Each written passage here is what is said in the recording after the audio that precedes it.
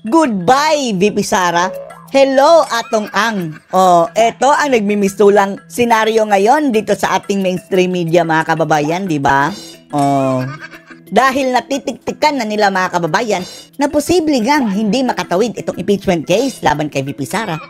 Etong media natin, mga kababayan, dito naman nagpo-focus sa mga nawawalang sabungero na ang idinadawit nila, mga kababayan, ay si Atong Ang. Bahala kayo. Bahala kayo. Ewan lang natin, mga kababayan, kung anong istorya niya sa nawawalang sabungero at bakit tila tinatarget ngayon sina Atong Ang, mga kababayan. Pero at least medyo nakakapagpahinga itong si VP Sara, mga kababayan, dito sa kaliwat kanang mga intriga dahil natatabunan ang balita ni na Atong Ang, mga kababayan, at yung plano ni na Torre na sisirin ang Bulkang Taal. Sige, bahala kayo. Dahil unti-unti nang lumiliwanag, mga kababayan. Confident si Topacio, mga kababayan, na sa paningin niya, hindi tatawid sa next Congress ang impeachment case si VP Sara. Panoorin niyo po, ha. Sa usapin naman ng impeachment complaint laban kay VP Sara, sinabi ni Topacio sa programang On Point na hindi na dapat ito makatawid pa sa 20th Congress. Mag-aantay tayo, mga kababayan, sa opening ng next Congress. Aantayin pa daw magsona si Bangag, mga kababayan, bago umpisa ang Congress.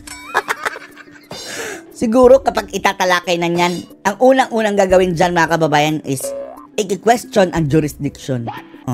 Wala lang tayong jurisdiction dahil previous Congress pa yan. Magbobotohan na sila, mga kababayan, and then basura. At parang fixed na, mga kababayan, base doon sa mga numero ng mga kaalyado ni VP Sara sa Senado. Alinsunod sa konstitusyon.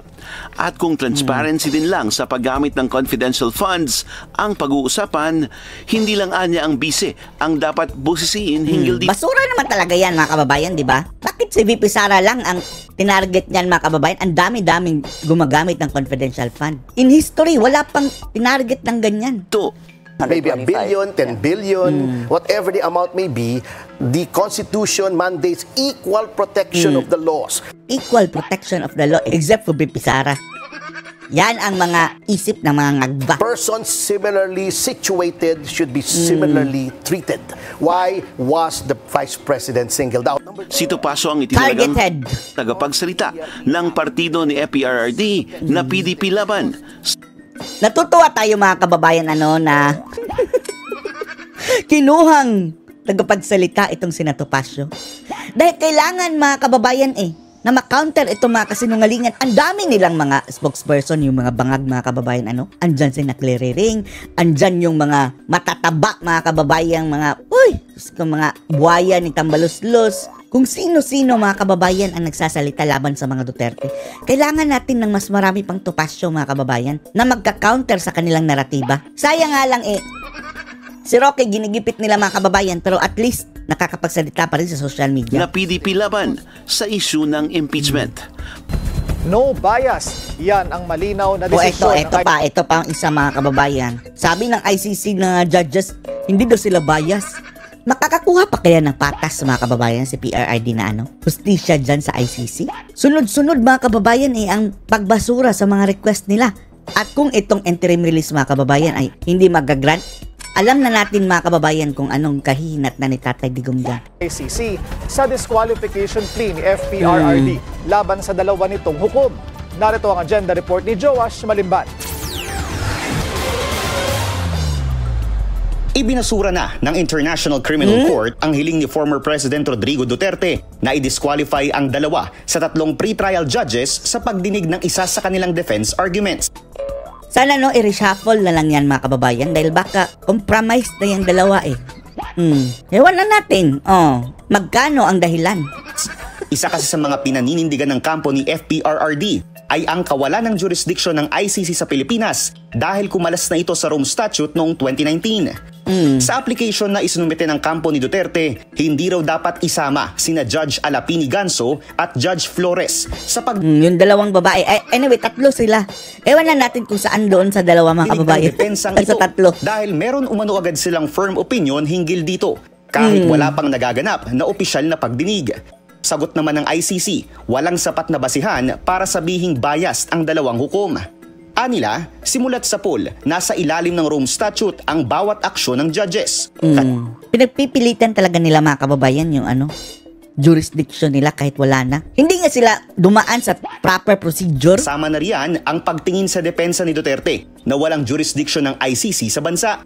Pauna nang sinabi ng ICC sa naging arrest warrant kay Duterte na nananatili ang jurisdiction ng ICC mula sa naging miyembro ang bansa hanggang sa panahon bago ito kumalas sa Rome Statute. Kaya ilan sa mga kasong hinaharap ng dating Pangulo ang mga nangyari umanong extrajudicial killings ng tinatawag na Davao Death Squad. Bakit walang kaso niyan? Matagal na naging mayor si PRRD, no? At ang madugong war on drugs sa bansa noong naupo siya bilang Pangulo. Sa kabila nito, nananatiling optimistic si former Chief Presidential Legal Counsel Salvador Panelo, isa sa mga Duterte alay na mariing kumukontra sa ICC jurisdiction sa bansa. Alam mo, pag may decision ng court, you have to respect it. Whether Walang you disagree magagawa. or not. Pinapaliwanag naman, as far as I'm concerned, since you can still question the jurisdiction of the court, pwede na rin yan. Dagdag ni Panelo, patuloy na maninindigan ng kampo ni Duterte na wala ng jurisdiction ng ICC. Sa mga statement ng Secretary of Justice natin, hindi tayo papayag. No, yung mga sinasabi niya na pag itong ICC pumasok, ay kailangan dumaan sila sa proseso natin. Ibig sabihin, nadaan ka sa local court. So, hindi nila sinunod lahat yun Yan ang second step, mga kababayan, kung talagang ayaw nila sa jurisdiction. Ang next step ng kampo ni PRRD niyan is i-question ang kanyang paghuli, yung pagkidnap, mga kababayan.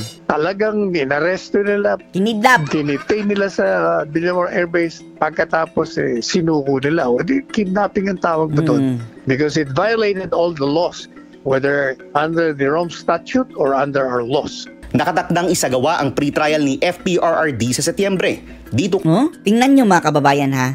Kung ganyan ang itsura ni PRRD nung pinasok siya sa mga kababayan, sa loob ng ICC. First day na yan, ha? First week. Ngayon, mga kababayan, kalahati na lang ang kanyang timbang dyan. Ano na lang itsura niya?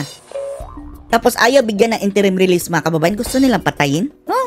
Payat na yan, Sabi ni Madam Elizabeth, butot, balat, skin and bones na lang talaga. Di sa Setyembre, dito kukumpirmahin ng korte kung mayroong sapat na basihan ang crimes against humanity charges na hinaharap ng dating Pangulo kaugnay ng kanyang madugong war on drugs. Para sa Ulit-ulit agenda, na naman yan, Joash Malimban, Billionaire News Channel. Matagal na raw nanunuhol ng mga testigo si Senador Risa Hontiveros. Ayon sa isa sa mga abogado ni Pastor Apollo Kibuloy. Isa pa yan si Virus, dapat imbestigahan yan. Ang detalye sa agenda report. Kapal na mukha, na nagpunta sa NBI, akala na wala ring counter na akusasyon laban sa kanya. Hoy NBI, kung maging patas kayo, imbestigahan nyo rin si Hontiveros. Para maging patas. Hindi ibig sabihin senador yan, siya na ang tama. Ni Francis Folve. He had not been informed of the status. Patas na investigasyon. Yan ang panawagan ni Attorney Ferdinand Bakit hindi dinamay ni mga kababayan Hontiveros si Topacio sa kaso? Hinahamon ni Topacio, kasuhan mo ako. Kasuhan mo ako. Ikaw ang nanuhol. Mayroon lang pattern ng panunuhol. Siya mismo ang nag-akusa, mga kababayan. Hindi siya kinasuhan ni Virus. Takot dahil mayroong mga hawak na mga testigo si Topacio, mga kababayan, laban kay Virus. At ayun, sinampahan na si Virus, mga kababayan. Yan ang panawagan ni Attorney Ferdinand Topacio, abogado ni Kingdom of Jesus Christ leader Apollo Kibuloy, matapos maghain ng cyber libel complaint ni Senator Risa Hontiveros sa National Bureau of Investigation. Humingi ng tulong ang senadora sa NBI para imbestigahan at matukoy ang mga taong nasa likod ng Facebook at YouTube account na pagtanggol balyente. Gumamit pa ng resources ng gobyerno, no? Ang kapal. Pati na kay Michael Maurilio. Hinahanap at tinatakot. Sinabi ni Maurilio sa isang video post sa social media accounts na binayaran siya ni Hontiveros ng 1 milyong piso. Dito pa nga, mga kababayan, sa kanyang expose. Dapat si Virus na ang imbestigahan. Inunahan niya. Para kunwari siya ang malinis. Virus, bakit hindi nyo kasuhan din itong mainstream media na napalabas ng video nitong si alias Rene? Para tumistigo laban kina Kibuloy, dating Pangulong Rodrigo Duterte at Vice President Sara Duterte. The NBI should investigate not only whether or not this witness was lying, but whether or not there is truth to his allegations in order to make it fair. You were saying a while ago. Bagamat ayaw husgahan ni Topacio ang dating Senate witness na si Maurilio kung nagsisinungaling o nagsasabi ba ito ng totoo, kailangan din anyang tingnan ang sinasabing pattern sa umano'y panunuhol din noon ni Ontiveros sa mga testigo Dati pa eh. Mayroon lang mga tao, mga kababayan, na nagsabing nanuhol yan. iba pang kaso. The second would be with respect to the Farmally case, where Ito, a certain Mark Clarence said on video, on record, that he was bribed by Senator Ontiveros Bribed. with electric bikes and certain amounts of money to testify falsely against executives of Farmally. Panahonaan niya para may maghain ng ethics complaint laban sa senadora. Sa pagkakaalam ni Topacio, wala pang kumakausap kay Maurilio mula sa kampo ni Kibuloy matapos Dapat hindi na yan bigyan ng committee, mga kababayan, na nagbida-bida siya. ng dating Senate witness ang kanyang mga pahayag noon laban sa KOJC leader. It appears to have been spontaneous, but of course, if someone who recants, let us be candid here. If there is a witness who is doing an act that is favorable to your client, it is natural to extend help and assistance to that particular witness. Ano masasabi niyo dito, mga kababayan? Post your comments below.